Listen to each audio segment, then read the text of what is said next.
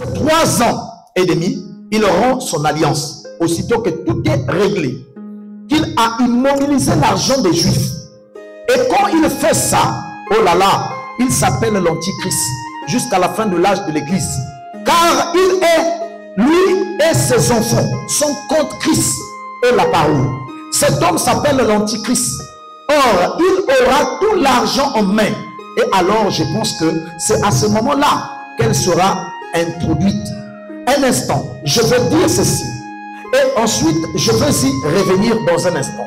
Il s'appelle l'Antichrist. Et aux yeux de Dieu, il s'appellera l'Antichrist jusqu'au temps de la fin. Bon, mais à ce moment-là, il s'appellera autrement. Maintenant, quand il aura tout l'argent bien en main, alors il rompra cette alliance avec les Juifs, comme Daniel ici a dit qu'il le ferait. Au milieu de la dernière moitié de 70 semaines de Daniel. Et alors, frère, qu'est-ce qu'il va faire? Il possédera la totalité du commerce mondial et des affaires. Il fera un pacte avec le monde. Amen. Puisqu'il a déjà tout l'argent du monde. Il a retiré tout l'argent chez les Juifs. Même ça est chez lui. Maintenant, qu'est-ce qu'il faut faire? Il faut maintenant créer un pacte avec le monde. Il faut s'entendre avec le monde entier afin de les contrôler. Il va signer un pacte avec le monde parce qu'il détiendra les richesses du monde au complet. Et pendant cette période, les 2 prophètes entreront en scène. Ils s'appelleront les 144 000. On parle de ça dans Apocalypse 7. Alors, qu'est-ce qui va se passer? Alors, la marque de la bête, Apocalypse 13. Mais puisqu'il a l'argent, il a tout maintenant. La Bible dit que non, personne ne peut acheter ni vendre s'il n'a pas la marque de la bête. Mais puisque tu vas faire comment? Celui qui détient l'argent, les entreprises, celui qui contrôle. Dès qu'une entreprise vient chez lui, que non, monsieur l'Antichrist, il n'aura pas le nom là, mais monsieur l'Antichrist, j'ai besoin de devoir au moins 5 milliards. Bon, ok. Avant que nous puissions te prêter 5 milliards, il faudrait qu'on puisse te déléguer une personne pour vous montrer comment gérer les 5 milliards. Ah, vraiment, aidez-nous, vraiment. On a besoin vraiment de connaître cela. Bon, la première des choses, c'est que les gens que vous allez prendre, ils doivent appartenir dans tel groupement. Ils doivent avoir tel badge, telle chose. Ils doivent être membres de ceci. Mais tu es obligé. La personne qui vient pour devoir, l'entreprise qui vient négocier, est obligée d'accepter. C'est là où il faut prendre le contrôle du monde entier. Qu'est-ce qu'il faut faire? Vous voyez? Alors, la marque de la bête, Apocalypse 13, sera apposée parce qu'il détient toutes les affaires, le commerce et tout, l'échelle mondiale, à l'échelle mondiale. Et ce moment-là, qu'est-ce qui va se passer? La marque de la bête sera introduite. Et ce qui fait que personne ne pourra acheter ni vendre à moins d'avoir la marque de la bête. Ça va avoir lieu. Maintenant, sauf que, je précise parce que je vais revenir, il y a tellement de choses à dire. Pendant cette période, avant que non, la tribulation dans la puissance puisse agir, l'épouse doit disparaître. Ils doivent quitter la terre. L'épouse, ce n'est pas nous qui venons à l'église ici. L'épouse, on peut être ici. Dieu prend 2 personnes. Dieu prend 5 personnes. Dieu prend 20 personnes. Il est souverain. Ça dépend des gens qui ont accepté Dieu de tout leur cœur. Qui ont accepté. Mais attendez. Mais vous-même d'abord, regardez-vous. Est-ce que tu auras la force de dire je suis l'épouse? L'épouse, ce n'est pas nous venons à l'église là. L'épouse, ce sont des chrétiens authentiques qui ont tout abandonné pour suivre Dieu. Et dans l'état que nous sommes là, j'ai déjà tout abandonné. Est-ce que tu as le courage de dire que tu es de l'épouse? Regarde, même déjà t'amener à l'église, c'est un problème. Rempli de haine, rempli de jalousie, rempli de matuvie. Tu vas dire que tu es l'épouse. Tu ne veux pas abandonner. la soif d'argent. Tu ne veux pas abandonner la vie que tu mènes. Moi, je veux continuer ça. Tu vas dire que tu es l'épouse. Faites attention. Ne jouez pas avec Dieu. Il y a des gens, regardez, les gens poursuivent la parole de Dieu. Nombreux sont morts.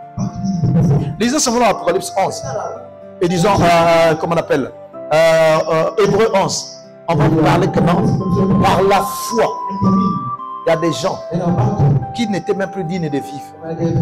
La vie n'avait plus quelque chose qui leur tracassait beaucoup. Mais c'est Dieu qui a préoccupé leur cœur. Voyez, aujourd'hui même pour voir les gens, pour les amener à être chrétiens, il faut les supplier. Pour les amener à revenir dans le droit chemin, il faut les supplier. Moi, tu n'as pas besoin de me dire que non, ça c'est mal. Moi, dans mon cœur, un enfant de Dieu, toi-même tu vas voir que non. Ah, est-ce que ce que je fais est correct?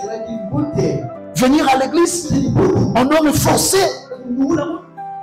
Venir à l'église. Vous savez, auparavant, quand je voyais les absents, j'étais mal à l'aise. Mais Dieu me dit que non, attends. Je n'ai pas entendu la voix, je dis qu'il m'a convaincu au-delà de moi. Qui dit que non? Mais tu es en train de fouiller la foule là. Qui s'est dit que non, la foule là est de Dieu? On ne peut pas forcer tout le monde. Celui qui n'est pas de Dieu ne peut jamais se sentir à l'aise. Regarde, l'arbre tombe là où c'est accroché, là où c'est penché. Mais tu es penché sur où? Toi tu es penché au monde, penché au modernisme. Mais regardez les gens aujourd'hui. Penché dans le modernisme, hein, c'est devenu comme la nourriture. Les gens n'ont plus la soif de Dieu.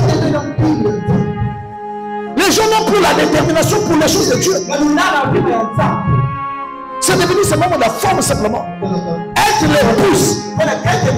Même si vous pouvez avoir un pasteur qui prêchera comme un archange, il faudrait que tu puisses avoir une relation avec Dieu. Là où ça va t'amener au pied de la croix. La croix, ce n'est pas de Mathieu, la croix. Ce n'est pas de Mathieu que nous faisons là. La croix, c'est la mort en soi. Une personne, tu as mené. Le Christ a été amené à la croix par des Romains. Mais toi, tu t'amènes toi-même au pied de la croix. Toi-même, tu montres, crucifie-moi, Seigneur. J'ai besoin que tu me crucifies. Crucifie la haine en moi. Crucifie l'orgueil en moi. Crucifie la négligence en moi. Mais cette fois-ci, ce n'est plus toi qui vis. Parce que c'est le Christ qui va prendre le compte. Les frères, attendez. Il faut que ce soit quelque chose. Tu ne dois pas aimer venir à l'église sans chercher le sacré. J'ai besoin de quelque chose.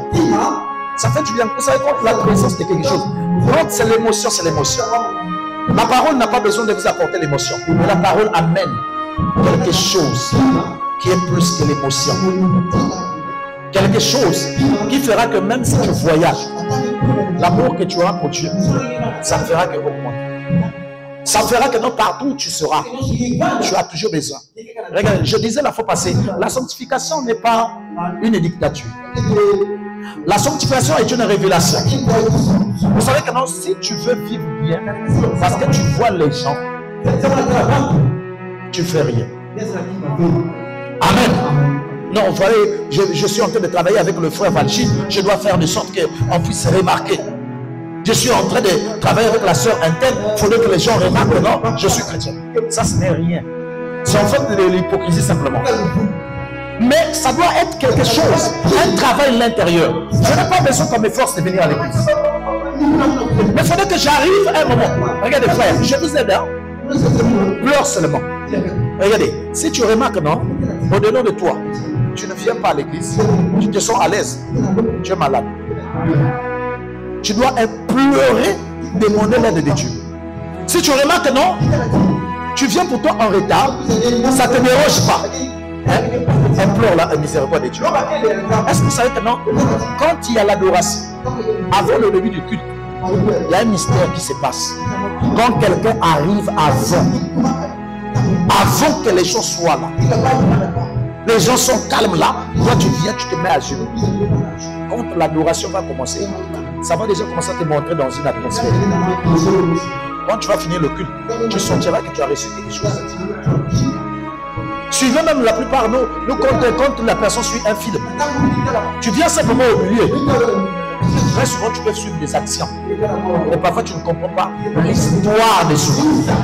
C'est la même chose avec la parole. Quand une personne vient dans le début, il prépare le terrain. Dans tout son cœur, il y a quelque chose qui se passe dans ta vie. C'est ça qui produit même beaucoup de changements. Les gens ne vont plus t'obliger. Ce n'est pas que non parce que le pasteur a dit non. C'est quelque chose qui m'a convaincu. Je n'ai pas besoin qu'on puisse me dire que non. Non, un tel ne fait pas ceci. Il faudrait qu'il y ait une tour de contrôle au-delà de moi. C'est ce que nous devons décider. C'est ce que tu vas suivre. C'est ce que l'épouse, ça fait partie des qualités de l'épouse. Si tu remarques souvent, en revenant de toi, les autres sont à l'église, moi je suis là. Ah, tu te sens mal à l'aise. Il y a quelque chose qui manque. C'est un bon signe. Mais si tu remarques que ça ne te fait rien, je suis en train de... chaque jour, je me réveille, je dors, mais je ne sens même pas Dieu me visiter. Dieu me parle même par les songes. Je ne remarque rien. Il faut parfois dire non, Seigneur. Est-ce que tu me connais? Je ne suis pas simplement quelqu'un qui vient simplement faire semblant. Ça ne t'aidera pas. Amen. Dieu est capable de t'accorder ce que tu n'as pas encore eu. Tu dois être humble. Tu dois demander l'aide de Dieu. Dis Seigneur, maintes fois je prends des engagements, mais je trouve comme si je ne faisais rien. Je remarque que je ne suis pas sincère. Quand je ne suis pas sincère, il faut te repentir. Dis Seigneur, s'il te plaît, aide-moi, manque de sincérité. Le jour que vous allez remarquer que non, les gens ont disparu, nombreux vont faire semblant, mais ça sera trop tard. Nombreux vont faire semblant, mais ça sera trop tard. Vous savez que non, il y a une mauvaise manière d'écouter. Oh non, si Dieu avait dit que je serais sauvé, je serai sauvé. La preuve que tu seras sauvé, tu vas t'inquiéter pour la parole de Dieu. La preuve que la personne sera sauvée a besoin de s'améliorer, a besoin de revenir en arrière. La preuve que tu es sauvé, tu ne caresseras pas tes fautes. Maintenant, regarde-toi. Quel est ton état? Quand l'Antichrist va prendre le contrôle total, est-ce que je serai capable? Est-ce que je serai déjà parti avec les autres?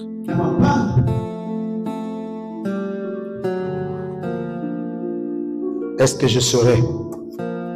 Est-ce que le temps, quand le temps là viendra,